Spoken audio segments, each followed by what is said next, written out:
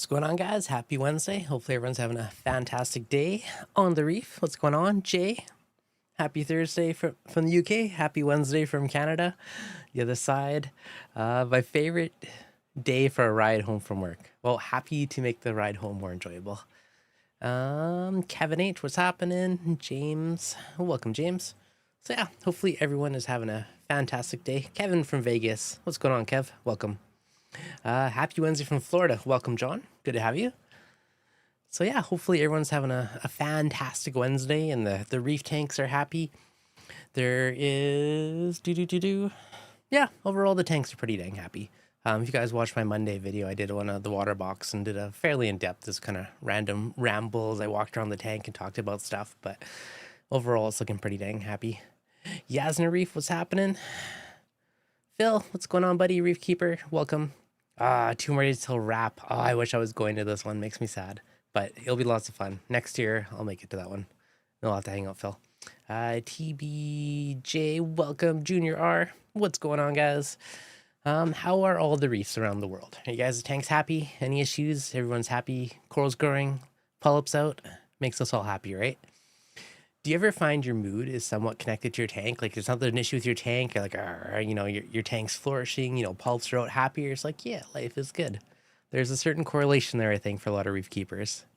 I know I'm more happy if my tank is thriving, and there could be like one coral that's like a little bit not happy, and you could just tell. It'll bug you. At least it does for me. I'm sure I'm not alone out there.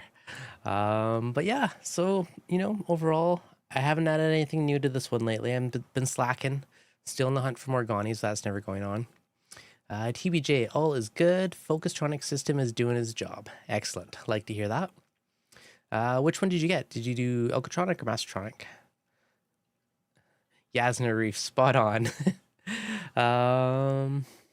It's hello, Ehan. The tank is not doing well. Oh no, that is no good. So speaking of that, this might be a future consideration. We're debating changing our floors in the house at some point. I know the wife wants more hard floors. We have carpet upstairs. And logistically, I'm like, it'd be a lot of work to move the reef tank in order to change the flooring underneath it. Or do you go around it and change it later?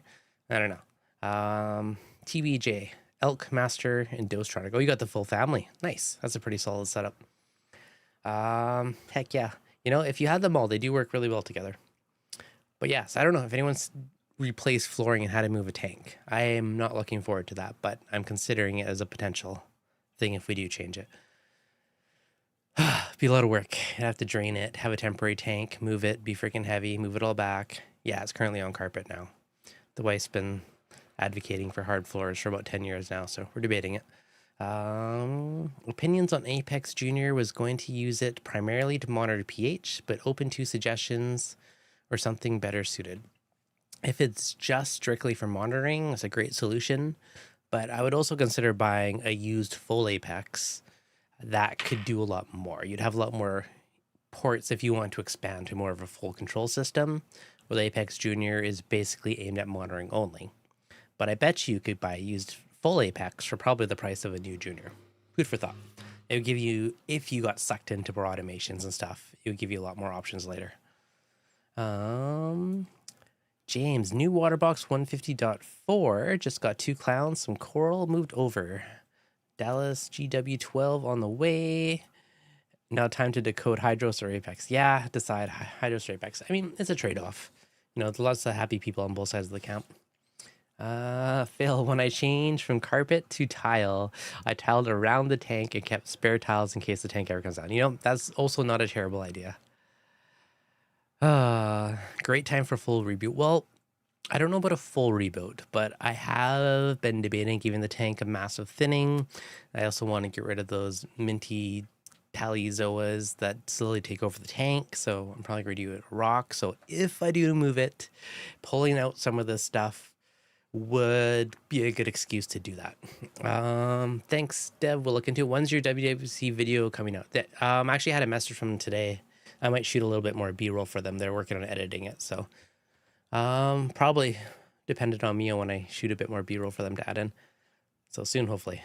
You got to move the tank, unfortunately. Yeah, that's going to suck. So moving the tank is going to suck. This is the worst part of an aquarium, is having to move it. If it's in the same spot, well, good.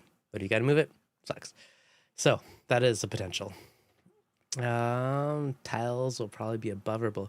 What I'm actually looking at is called, I think it's called SPC, and it is kind of like a hard flooring, a little bit crooked. SPC, and it's supposedly like a waterproof laminate-ish style floor. They have like stone, limestone or something like that, powder or something mixed in front of it, so it makes it a lot harder than the normal stuff, and it's supposed to be like a decent option. So never used it before, seems to be a newer thing, but it seems like a wise move for a reef keeper, and having, you know, liquid around constantly, you don't have to worry about the floors buckling and stuff. So I don't know, I'm only recently researching this, but potential there. Tiles probably best. Life-proof flooring is best. I will look into that. I've heard of that. But if anyone's ever used the SPC stuff, let me know if you actually like it long term, because that's my current possible contender. And definitely going to move the tank, unfortunately. Yep, I know it's going to suck, but it might be the kick in the butt I need to finally do that. You know, redoing it a bit and thinning it out and doing all that stuff at the same time. Be kind of an excuse to. The other thing I'm debating too, is it worth, you know, redoing my sand bed, or at least a chunk of it, you know, because you know how nasty old sand bed gets, and there's, you know, the kitty litter effect where all the places under the rock, I can probably only clean, you know, 30 or 40% of it max, and the rest of it's probably pretty nasty. So that's another consideration too. If, you know, I suck it out, put in fresh sand, you know, I'll reuse some old sand just because it's full of good bacteria. We'll see. Oh, considerations. Not looking forward to it, but I am contemplating life/tank/ redoing stuff. I would put flooring around it and finish it if you were to take the tank down. I mean, that's another option, you know, just buy an extra couple boxes of boards to fill in the gap later. We'll see. We'll see. Part of me is like, could I fit a bigger tank there? But probably not. It's kind of pushing it, you know, maybe like 6 inches wider would be about the max if I could, a few inches on each side, but it's probably not worth that extra effort. So yeah, what else is going on with reef tanks? Any questions on your guys' side, stuff you want to dig into today? This is kind of this random Q&A session, so anything you got, fire it my way. Could be a good reason to start to finish playlist 52 weeks of reefing style. The thing is, I wouldn't be starting from scratch, because, you know, I have tons of big rock and coral and beautiful things that would just get moved over. So it'd be some, you know, 80% would probably move over, 20% I'd probably hack out or redo a few rocks in there, but let's see. Even like a lot of the corals, like even my, whatchamacallit, orange passion, like it's like this now. Like start from a tiny frag, and now it's massive. You know, it's starting to grow out of this stuff. It should be trimmed, but you know, my brother did maintenance for several apartment complexes, and that was with apartments, and he swore by it so much, the life proof in his house. Okay, I will look up life proof flooring. All right, it is already open. Their website for me to look at later. Oh, life proof case, no flooring. There. Okay, I'll dig into that one later. But I'm thicker the better. Yeah, I know, I agree on that one. I did the downstairs one. I redid all that flooring at some point, which the only part I think might be tricky is the stairs, is trying to go over the noses and all that type of stuff. But the tank is right up to the stairs, right? So if I move it, I'm gonna want it flush and see everywhere. Thinking of a very minimalist tank. If you could only choose 2 forms of filtration, which? I would probably do a filter roller and a skimmer. If you want super minimalist, doing like Chato works well, but it's also a lot more work and it's a little more messy in a sense. That being said, Chato and skimmer also works well, and Chato essentially will be your mechanical filtration if you have a giant mat of it, but it makes your sump a bit messier if you're going for a whole minimal simple. Yeah, Yasna Reef. If I use my main display and a frag tank connected together, just yesterday we plumbed them separately. I'm getting some wild acro colonies. I didn't want anything to get mixed. That's fair enough. But yeah, if you a fleece roller and a skimmer. That being said, this tank I only have. I don't think you can see it. This tank, I only have a filter and filter socks, like super meshy ones that I don't change enough. I do calc in the main tank. What do you suggest doing for the frag tank? I mean, honestly, might as well just stick to calc on both tanks. It's super easy. It's cheap. Might as well stick with that. I'm only doing all for reef on this tank. I've been super happy with it. My big tank is a whole slew of many different methods. But calc, for its simplicity, it's cheap, you know, boost your pH. If it's working on your main tank, do the same thing on the frag. Just keep it easy. I'm also a fan of doing a calc reactor. You can mix it, you can drip it, but then you got to keep mixing up batches all the time. So personally, I like calc reactors. Just makes your life easier. Alex, is it better to run activated carbon 24/7 or a few hours a day? I'm worried that the carbon will strip my trace elements. It will strip out some. You could put it on a timer. Personally, I've never actually tried that. I just put it on and I just run it, and I just only change it every like month or two. So realistically, it's probably, 80% used up within a few days, and, maybe you get a bit of life out of it for a week or so.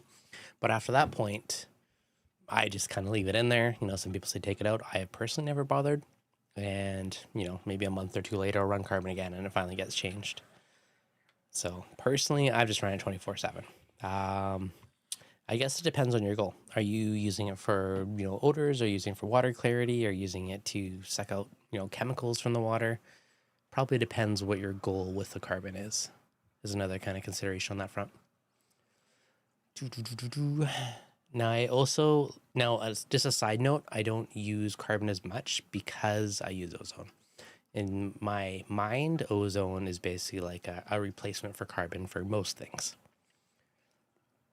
Would you recommend the Aqua Ready reactor, and which model did you get? I bought the smaller one. It was about $100 US. And yeah, it's been working well. I'm using it for a GFO on the NIOS tank just to lower it, and it's been doing the job pretty well. No complaints. So for the price, I think it's cool. A big feature, I really like the NIOS ones as well, how like the whole canister pops off, and that does the same thing. So that's nice. And that worked well. It's, depends what you're using it for, but carbon GFO, I was able to dial the flow pretty dang low, which is good for GFO. Obviously, you don't need quite as low for carbon, but it worked well. How's the pH in the small room? Well, at my current moment, what's my pH? 8.26 right now. So there you go. 8.26 at this current moment. So pretty good right now. The window's open though. It's not too crazy hot today. It's kind of overcast. So I had the windows open, so that helped. But also the skimmer turned off for a couple days because it was overflowing basically. So I just turned it off, and last night I finally emptied it. John, I have an IM AIO 20 gallon long and put the IM brand new Niveau skimmer in the back. Any experience with it? I've only used the really old ones. I think they're called the Ghost skimmers back in the day. My complaint with them is they're loud. I don't know how the new ones are. I'm assuming they're a lot better. But yeah, way too many bubbles. Some skimmers will create a lot of bubbles until they break in. Sometimes there is little bits like manufacturing oils on it, and it takes a bit for that to get off, and they do get better. Not really loud at all. Okay, you're in a way better spot. The original Ghost ones were not the quietest thing in the world, but this is like 10 years ago when I used them, so it's been a while for me. Fish Freak Phil, restarting my 120-gallon reef tank after a crash. Sorry to hear about the crash. I want to reuse the aquascape. Any suggestions for getting rid of vermitid snails off the rock before restarting? If you're okay with killing off most of the bacteria, what I did with mine was I pressure washed it. So I legitimately took it off, and I hit it with the pressure washer and broke them all off. That worked really well to like instantly take off a ton of them. Now you could also, looking at the tank, I don't see any right now, so I think it worked. Could also add a bunch of bumblebee snails if you wanted. If you don't want it to go through that process, you could add a bunch of bumblebee snails, and you could do the calcium carbonate dosing to the tank. Essentially, that chalk powder is, they'll take it in as food, and there's zero nutrition, so that kind of starves them out a bit. So that's kind of the other methods. It's the slower approach. Do you have a dostronic linked to an alkatronic, and if so, which elements are linked? I don't at the moment, no. I do have one, but I didn't have it linked up. I just manually tweaked my dosing. I probably should have set it up to just auto dose, but I just manually tweaked it. What's one thing you learned / added to the tank and saw the biggest improvement and wish you learned about it sooner? Aptasia eating filefish to get rid of all of my Aptasia after fighting with them in nudies in the slow process. The guy added in there was a machine. He just friggin' gnawed down. Between brush washing the rock and adding him, they were 99% gone within a weekend. It was amazing.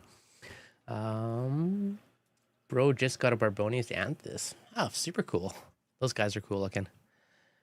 What camera / coral lens are you using? I thought my coral photography was good. I saw your coral pictures you showed in the last weeks, and it blew my mind. Okay.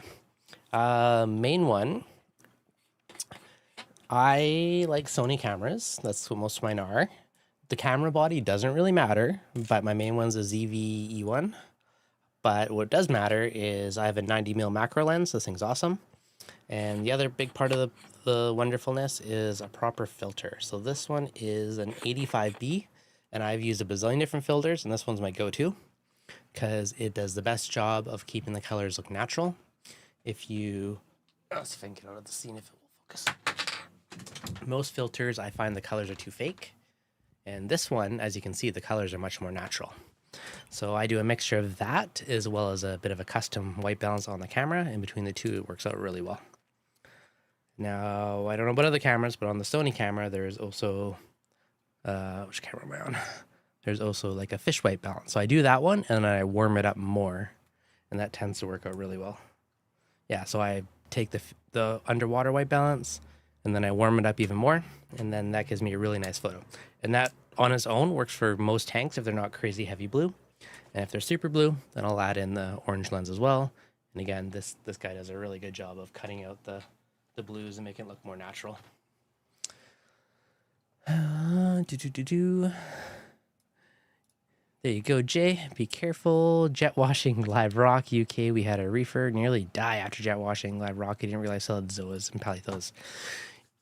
If you have the nasty pellies, you do need to for sure be careful with those guys.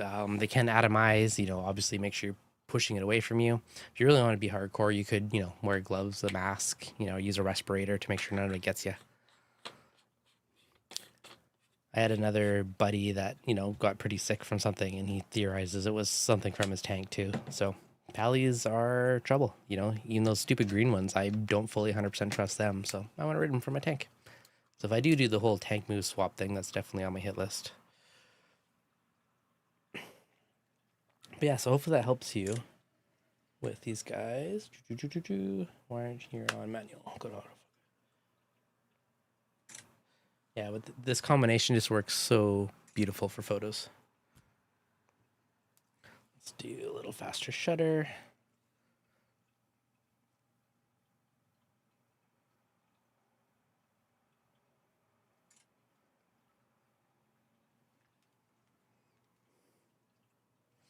Yeah, you can get really, really nice photos, so definitely recommend it.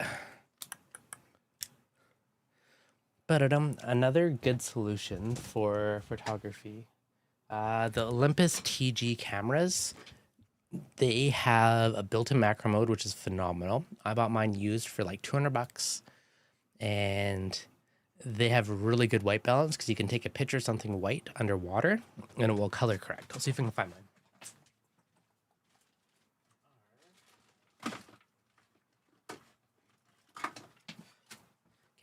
This is the more affordable route.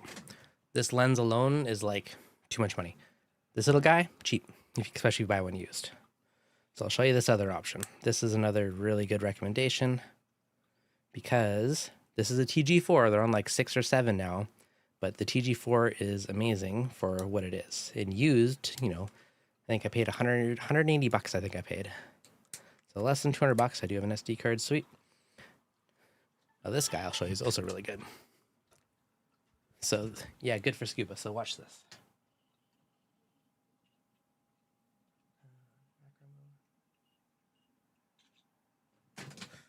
Okay. So check that guy out. Wait, play mode. So like slightly overexposed, but beautiful photos straight out of camera. It took me like 2 seconds. So this thing is amazing.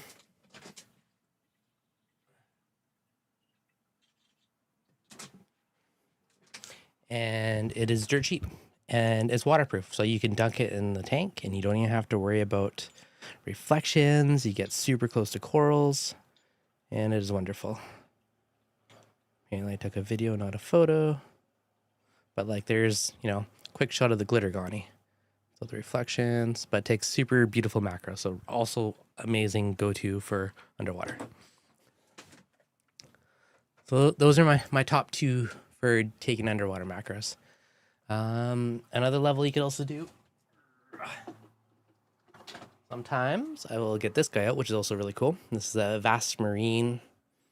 I think they call it the porthole, but you can put on your lens and you can dunk the good camera underwater. So all good options.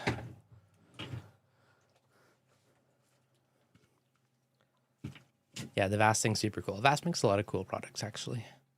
What are your thoughts on bare bottom tanks? If I was doing an only frag tank, I would probably do a bare bottom because I could pump lots of flow under the racks and have less flow on the surface, just for like visual taking a look at it. If it's a display tank, I'm personally partial to sand because I think it just looks better. Like I love having that white sand bed. It just, to me, it looks way more natural. Thanks for the power washing tips. Only had acropore in the tank, but we'll definitely mask up and safety less. Yeah, if you only have acros, honestly, don't worry about it. You're fine.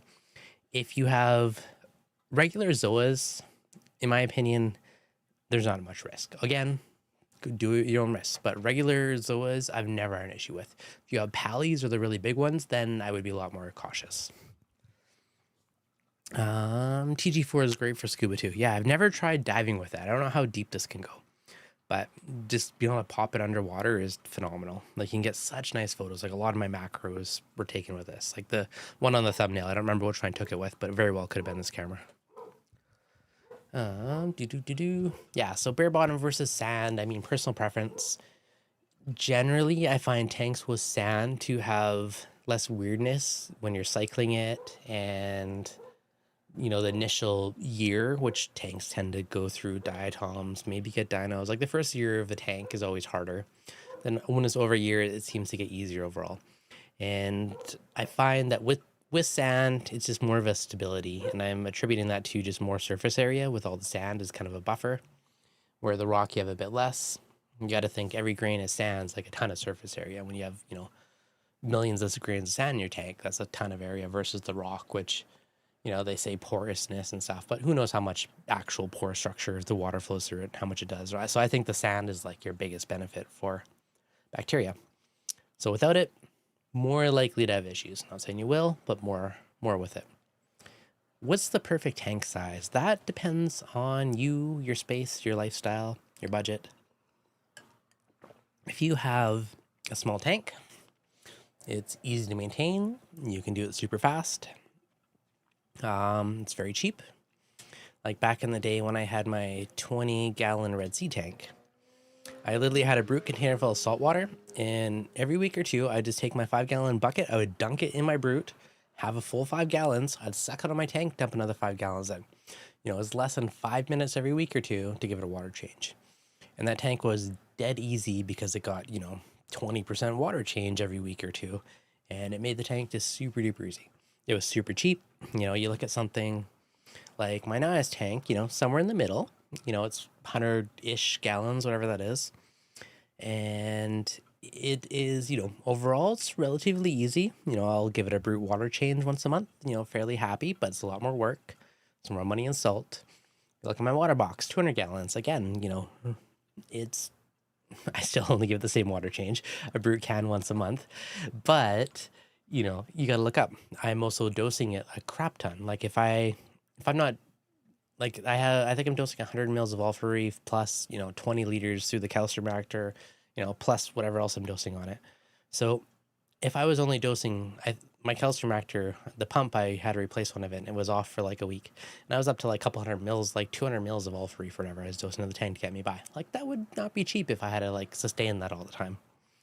So whereas this tank, I'm dosing like 8 mils a day, where that one would be 200 mils a day. So dosing is a lot more expensive on a bigger system, especially once corals grow. So perfect tank size is like, what is your lifestyle? What do you have the time for? What's in your budget? So all considerations, you know, if you have a crazy life and a lot of free time, just do a small, easy tank. You know, you got a lot more time to bugger with it, do a big tank. So I don't know. It's hard to say. Part of me was like, okay, it'd be really cool to have a super crazy long tank, would love it.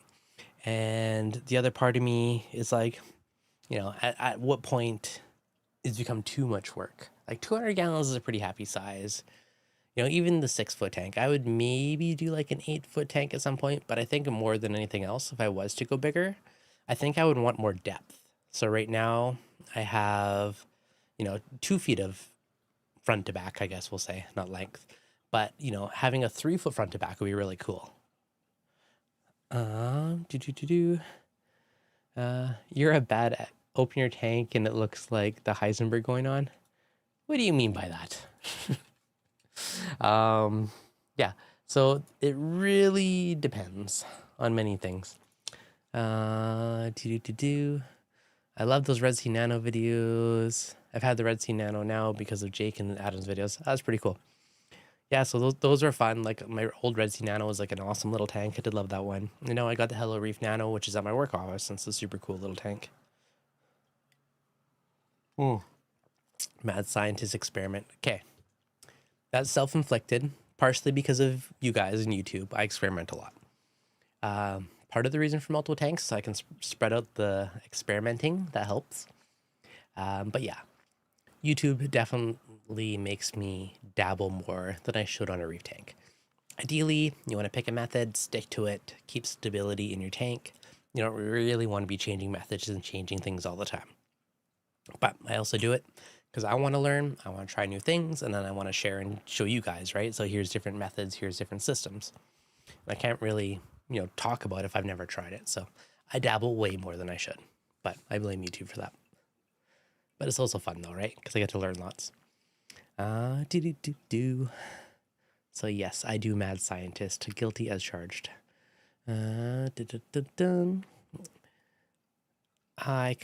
Okay, Tony, I currently have Innovative Marine 15-gallon, soon to be a Tideline AIO 62-gallon. Nice little upgrade.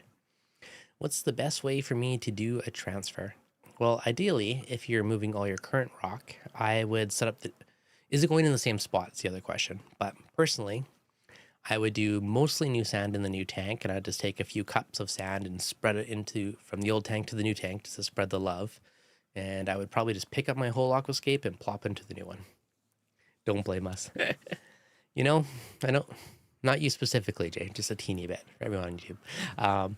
But yeah, I would just remove all your rock and everything over. You know, most stuff should be happy. Think of it as a big water change. TBJ, have you found experimenting to slow down your tank's growth to slow down? Yes, in the past I have. When I just had my one big shallow reef tank, I definitely felt that some of my corals and growth was not as happy because I changed stuff so frequently. And having multiple tanks now and like splitting it up, I find it less of an issue. You know, the tanks, you know, like my water box is also, you know, 4, 5 years, whatever it is old now. So it's more of a mature tank. So now it's pretty solid. But in my early days on my original shallow reef tank is when I really got hardcore into doing videos. I definitely think I slowed down growth from just constantly messing with it. So food for thought. Tanks like stability. Transfer all the water as well, or should just go all new? If your new water, you can put some water in. You know, you could do half and half. What I actually did at one point is I filled up a new tank with brand new water, and I had the old tank, and I just kept mixing the water between the two tanks to basically level the parameters between them. So when stuff moved, nothing was a shock. The parameters are all basically, you know, same. Ever going to start culturing phytopods again? Yeah, I might. I just don't really have the time or the space right now. It's easy way to do it. I mean, it's kind of fun to do if you have the space. It's super duper easy and really doesn't take much time, but you know, at some point it probably will. I do feel like the tanks were happy and the coral was definitely appreciating having live phyto and pods dosed to it every week. So probably at some point. If I ever have like a proper fish room behind a tank, I'll totally do a lot of that stuff. But it's harder when I gotta like sneak in a closet or somewhere else. But yeah, 50-50ing it or just mixing, new water, old water, really good way to do it. Algae, turf scrubber, or refugium, both work. Turf scrubber, you're going to be growing hair algae. Refugium, you're likely chlorper or chaeto, probably chaeto because that's what most people do. A turf scrubber is nice because it's self-contained and there's less mess, I guess, in your sump. Refugium takes up a big chamber, generally can be a bit messier, but it's a trade-off. Chaeto, you could ignore it for a month or two before you harvest. Like mine in my sump was literally growing like an inch or two out of the water because I ignored it for too long and I just pulled out like, 3/4 of a 5-gallon bucket. Where a turf scrubber, every 10 to 14 days, you're harvesting that and you got to keep up on it. I do find a turf scrubber can give you more bang for your buck in a smaller space because you're growing hair algae, which is a simpler algae and it grows much faster. Where you need a larger space with chaeto to get similar results. So I don't know, they both have their pros and cons. Dun, dun, dun. I do think it's pretty cool, the new one that Adaptive Reef has come up with, because you could use it as refugium or a turf scrubber, and it's all self-contained. There's no light spill, which I appreciate. So different ones. Right now, I'm just using a blade fuge in a big strip at the end of my sump. That grows chaeto really well. So there you go. It's hard to say. There's never like a clear-cut winner with like anything reefy, because there's always so many ways to do things, and everything has its pros and cons. Which do you find better for pulling nutrients? I mean, there's a lot of variables. How many hours is your light on? How big is your refugium? How intense is your light? More PAR is going to push it to grow faster. So I don't know. It's kind of personal preference. Any suggestions on the best budget wave maker for a 62-gallon? I don't know if it's the best budget, but I would personally probably use a Nero on that tank for a 62-gallon. They do have the Jabo knockoff one. I wouldn't say it's better. It's cheaper. The one I had wasn't super silent. Like it got weird little squeaks every once in a while, which annoyed me. Neros are super quiet. So depends on your budget, but that would be my personal pick. Have you found anything that will eat Valula and or bubble algae for a nano except no tanks? Emerald crabs. Those are the go-tos. One, it's really easy to manually pull it out. That stuff, in my NAS tank at work, it was on the snail shell. I popped the snail out, popped it off. There's a bit on the rock. If you do water change, just suck it out. Manually remove it, but an emerald crab is probably about the only tiny creature that will eat it. Travis, I have a 0.5 gallon fuge growing chaeto on my 25-gallon tank and a half the dose nitrates. Yeah, so it also depends on your fish load, it depends how much you feed. Like there's a lot of variables that go into the refugium. Miguel, any tips for dealing with green cyano on rocks? If you keep sucking it out during water changes and it keeps coming back, I've had that in the past, mainly on my sand bed. And I just, for like months, it would just keep on randomly coming back. And eventually I just used ChemiClean. And then it went away after that. So honestly, probably it's ChemiClean if it's persistent. Reef Keeper, I used 3 times fluconazole on vulva and bubble algae. In my 14-gallon nano, cleared it in 3 weeks. The other one that's worked for me in the past was the controversial one. What's it called? The stuff where they said it was bacteria, but it was actually algicide. I'm blanking on it. Someone in the chat will know. But yes, that totally did work. Alyssa, what's going on? Missing all the fun. Hello, Devin, everyone. Welcome, Alyssa. Vibrant. Thank you. Yes, so Vibrant on a double, I think it was a double or triple dose, but that killed it as well. But again, that's a controversial one. Is there any fish that you wish you could have or find? Yes. What are they called? Lenardi wrasse. I don't know why. I've always wanted them, but they're too overly priced, so I'd never buy one. Let me find a photo. So I think Lenardi wrasses are super cool, and I want one, but like $1,000, and I'd never pay that. But let me quickly pull up a photo. So these guys, I think these guys are super cool. I love that baby blue and yellow. I think they're just stunning fish. So that's one I think I'd like if it somehow was super cheap and not ridiculous. I think they're also sensitive too, which doesn't help.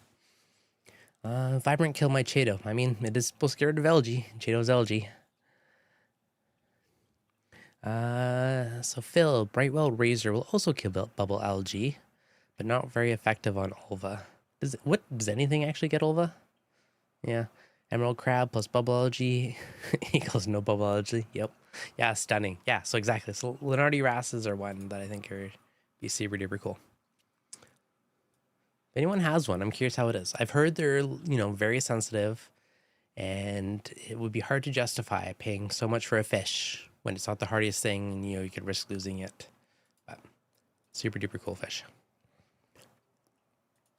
But yeah, personally, I would just do a mixture of manual removal and add a bubble or an emerald crab. What are your thoughts about algae scrubbers? They work well. Yeah, I don't know. If you got a specific question, ask me. We did talk about them a few minutes ago. But they work well. I've used them in the past, no complaints. Every 10 to 14 days, you got to harvest it once it's rolling. Otherwise, they basically just do their thing. Ulva money calories. You know what? I've actually heard that before. Good call, Alyssa. I do have one of those in my tank. I only see them once in a while, but they're cool. How many emerald crabs would you add to a 30-gallon? I'd probably add 2, personally. Or I'll do 1 per rock structure. So it depends on your aquascape. If you have a couple different bommies or islands, do 1 on each. And it generally will stick to the 1 structure, so my experience. Trav, I have 3 and a 25J, and they do work. Yeah, definitely good choice. Sadly, no Reefapalooza for me. In lieu of house/dog sitters, not going to happen on this trip, sadly. Next year. I'm jealous of whoever's going, though. It would be fun. No, tell me about it. Dun dun dun. I know, Alyssa. I know. They will eat your Bergia nudies, though. That is a risk. There's a lot of creatures that could do that. I added a handful of nudies to my nano, which has a ton of tiny inverts in it, and they all disappeared on me. So, yep. See you in a few days, Alyssa. When you find Phil, it's local for you. I'm jealous. My wrasses left my home. Wrasses, I think for the most part, are relatively safe because the nudies will hide. The inverts, I actually think, are more of a risk.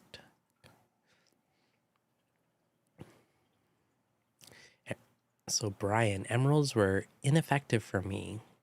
I have a nano with bubble algae issue. I may pick up 1 and try them again. You could have just got 1 that was super picky, but in my experience, they've always, been pretty targeted eaters of it. Still 4-hour drive. 4 hours isn't bad.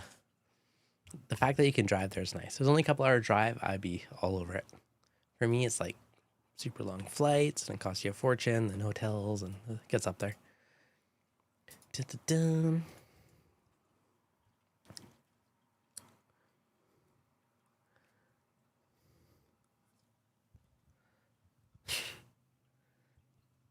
It will still be fun. You guys will enjoy it.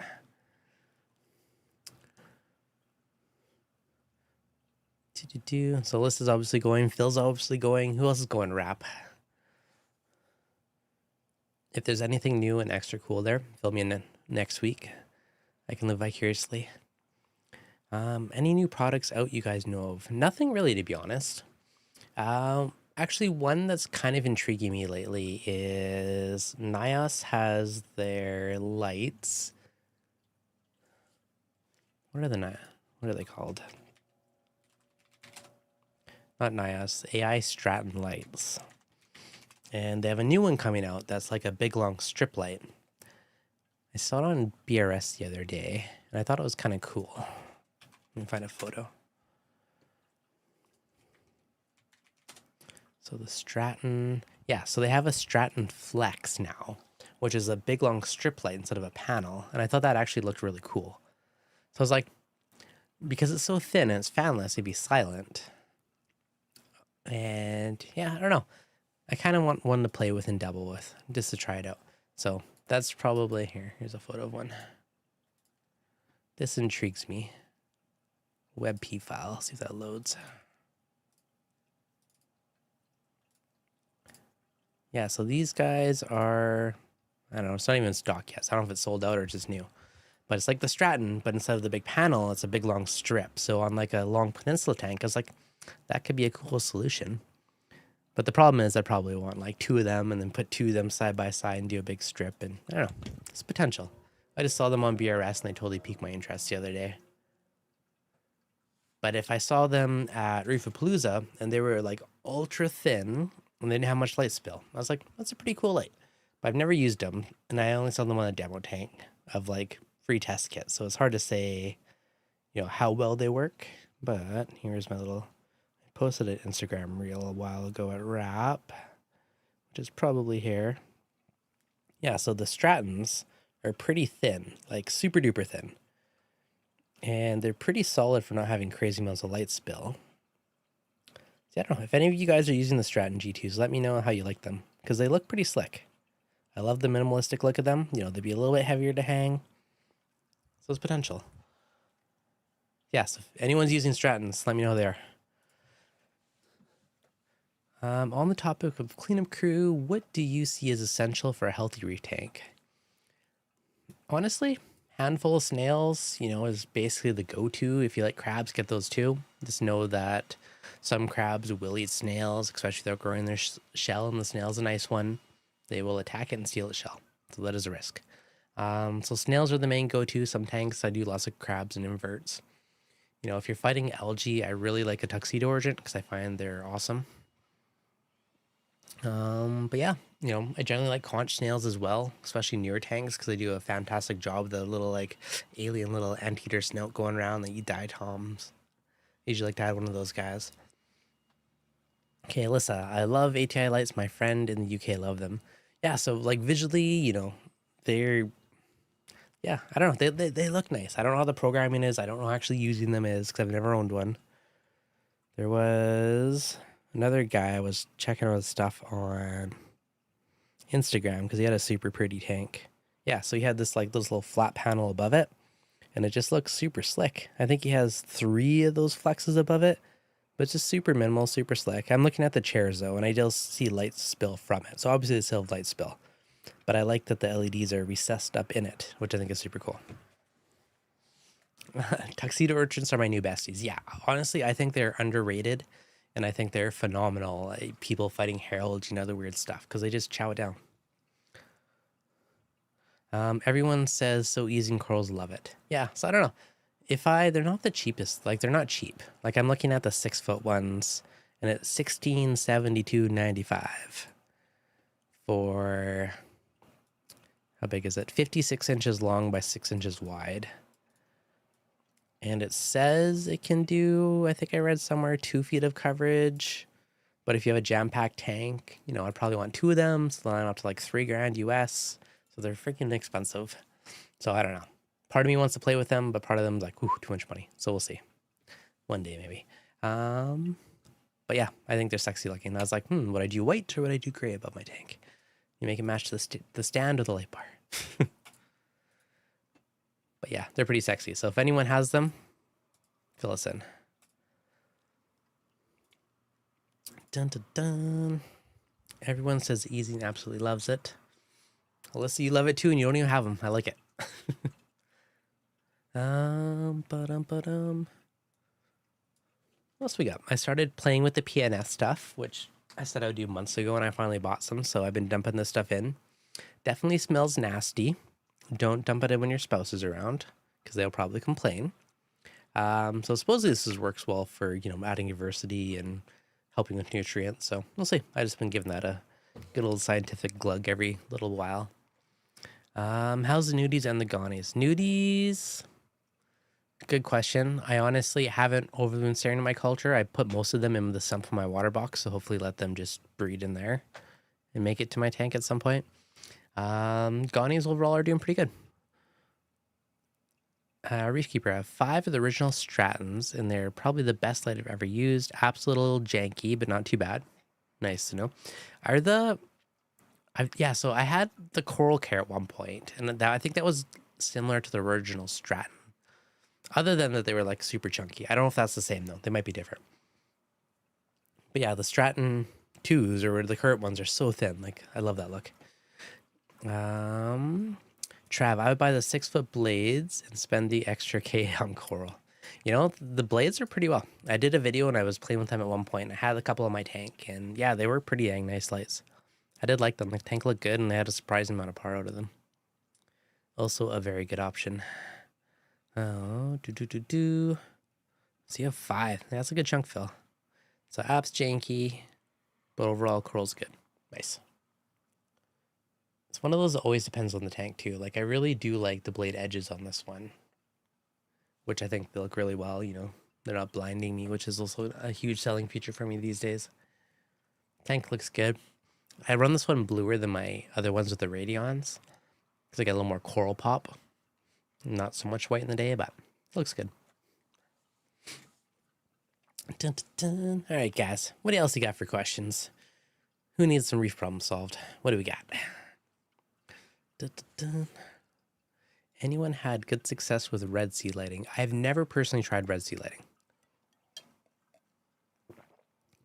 I like that the light's recessed. They are kind of Kessel-ish with the one bubble lens, at least the original ones I was looking at. But I've never personally used it.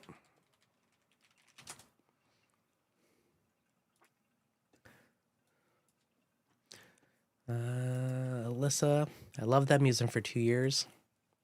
Excellent.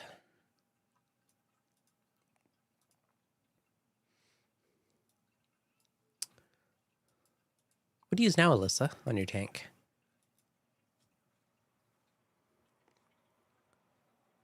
Are you still using them, or just swap to something else? And if you did swap, I'm curious why you swapped to or what you swapped to. Or if they're still going strong.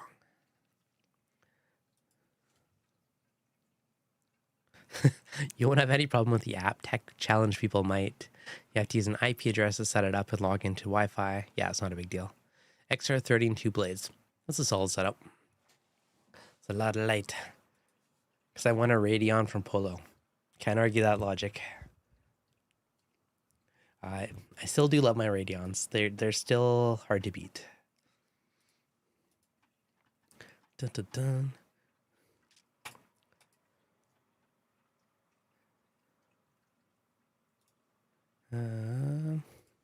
So many rabbit holes to reefing to go down. Alex, I'm just trying SPS corals, and I see that some people run high elk 11 to 12, while others recommend 8 to 9. Why is this? If you are running high alkalinity, you can have a higher pH. That's usually one reason people will do it, is because it's better for elevating your pH. At the end of the day, you know, I have some tanks, you know, I've had it down at 6.5, 7. I've had tanks that were up to 11. Honestly, it doesn't matter that much. Just pick a number, pick somewhere, and just keep it consistent.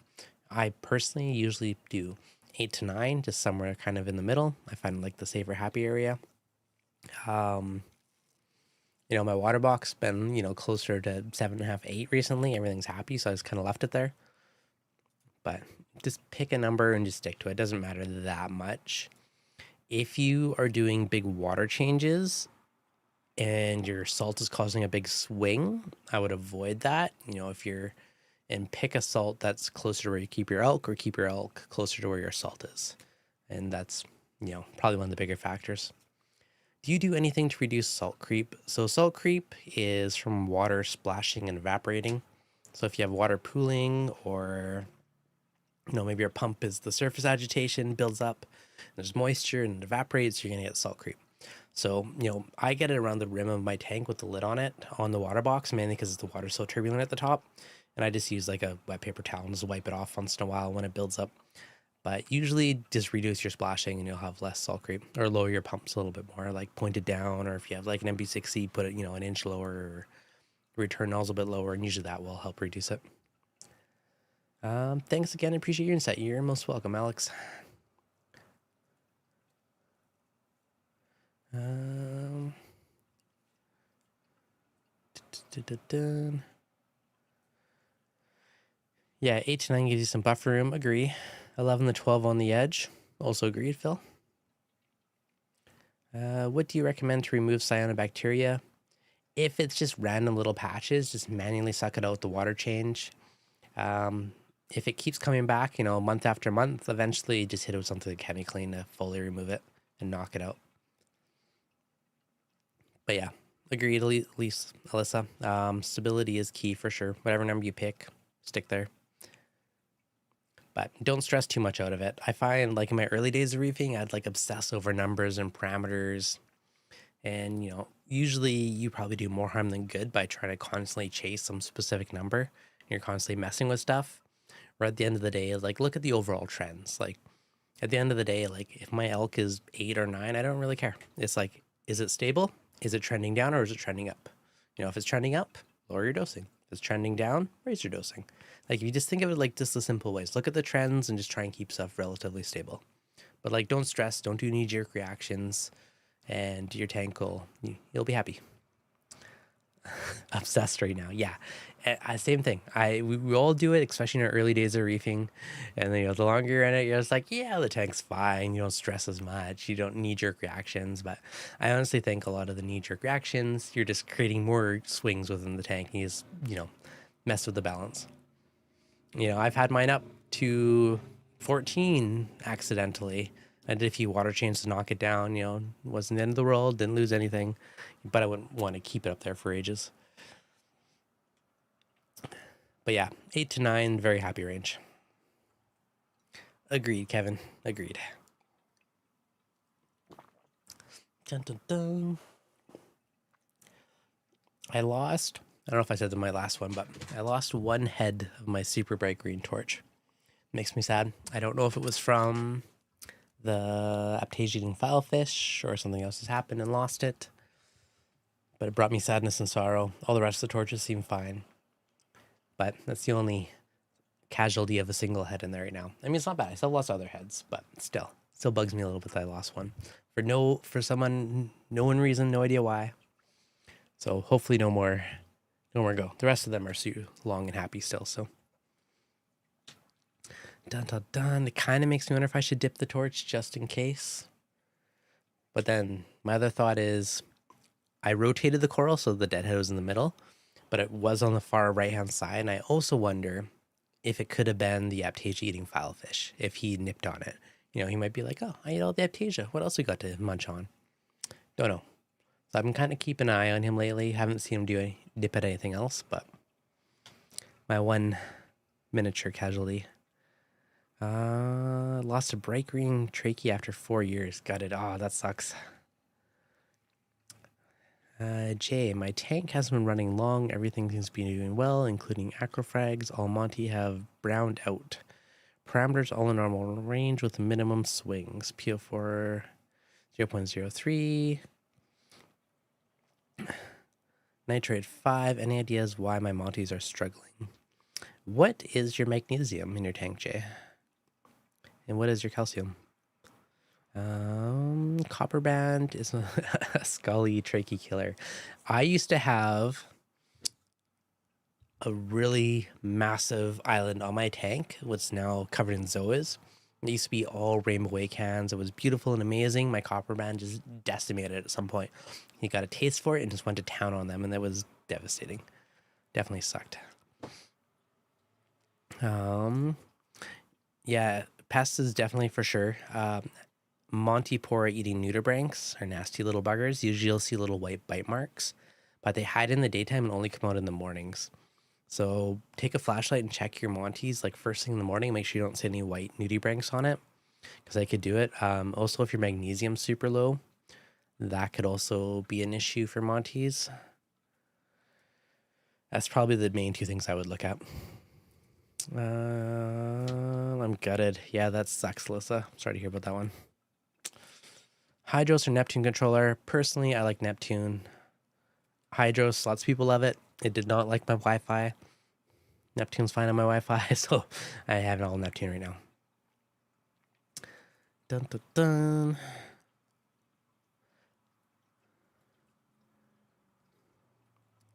Let us know if you find any pests, Jay. I'm curious. Early hours, I'll go check now. Yeah, so when I had them in the past, they're hiding in the daytime.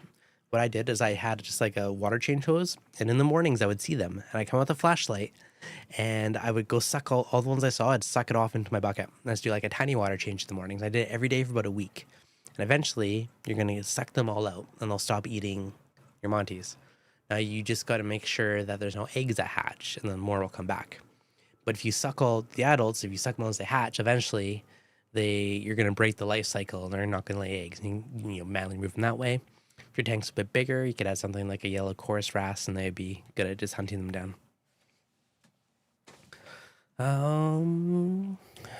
Yeah, Reef Keeper both are great. Can't go wrong with either brand. Yeah, I mean, it's personal preference, expandability, kind of what you want to do with it. Lifted 06 D-Max. Any advice to getting copper band eating? Manila clams. That's always been my go-to. Go to a seafood market and get some, fresh manila clams on ice, and I throw them in the freezer and drop one in every couple days, and the copper bands have always went for them. I've done it on a bunch. I've told a bunch of other people to do it, and it's been super successful. So fresh/frozen manila clams from the seafood market is always my go-to, and then I'll kind of transition them to mysis after that. But initially, you just need to get them eating something till they can settle in and be happy, and then you work on migrating them over. I don't open them. I just pop them in. Like, I go buy them. They're on ice at the market. I throw them in my freezer.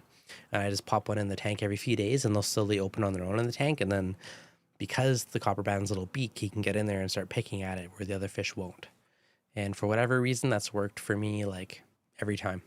I've done it on 3 or 4 copper bands. Plus, I've told a ton of people that, and it's been very successful. So that's kind of my go-to.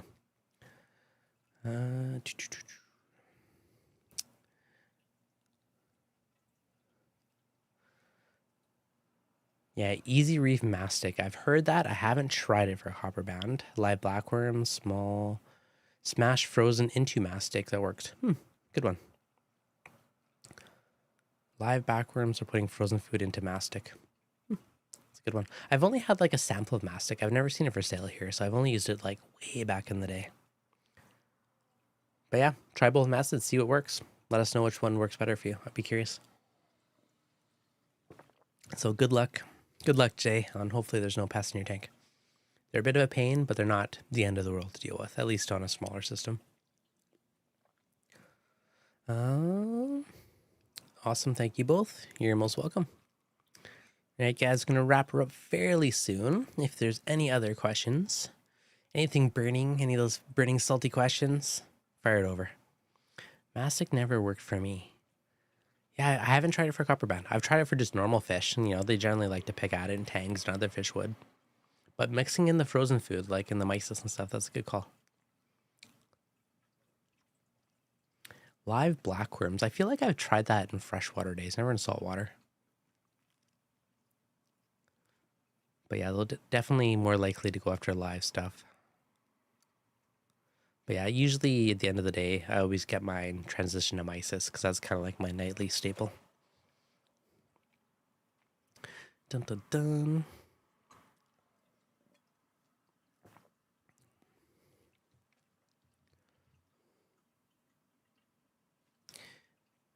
Both my copper bands love mastic. They will tear up a live blackworm, commonly used in freshwater. Hard to get in some places. Yeah, it's been a while since I've seen them, but way back in the day, I was breeding, what was I breeding? Celestial Pearl Daniel. They're like these little tiny, speckledy, spacey looking freshwater fish. I feel like I tried that back in the day with those guys. There were some of the little live worms. I had to do it for the babies because they're super tiny. But for whatever reason, little fish were overly priced. And I had this big tank and I wanted a ton of them. So I bred them. And then I had 100 of them in there, which was awesome scale in a really big planted tank. That was way, way back in the day. I feel like they'll just stop eating and starve themselves no matter what you do if they are scared of stuff. Yeah, you need, if there are fish harassing them, you need definitely an acclimation box or its own tank or something else. If they're being harassed, they're not going to do well. once they're established, I find them to be very hardy fish. But getting them established is always the challenge, and getting them eating is always the first challenge. Yeah, like the one in my water box, the thing's bulletproof. Like, he's amazing. Thinks the tang even hits the nori clip. Yeah, exactly. Like my established one, he's phenomenal. But yeah, definitely try the manila clams and try, the mastic if it's something you can get. Funny you mentioned freshwater, setting up 120 gallon as freshwater. Nice. Yeah, before I was in the reef tanks, I was super hardcore into planted tanks for a while. And I I'd be injecting CO2 and, dosing all the fertilizers. And it was like those underwater gardens. And then it was funny because then you go into saltwater and you're like, oh, I can use my CO2 for a calcium reactor. It's like, I can use my dosing pump for this. And back then, when I was doing this, I don't even think you could just buy a normal dosing pump. Like I built my own with Arduino and little China dosing pumps. But it's funny how it all kind of transitioned over. All kinds of fun. But then the saltwater won me over and the corals won me over. So now I'm all salt. Lots of fun. All right, guys, I'm going to wrap her up for today. Hopefully you guys enjoyed hanging out for the Wednesday night live stream. And yeah, hopefully whoever's going to wrap, Callie, have lots of fun. Wish I was there. As always, if you guys enjoyed this, hit the like button. You're new, make sure you subscribe. And we will catch you guys next week's live stream. All right, guys, have a wonderful evening. Cheers.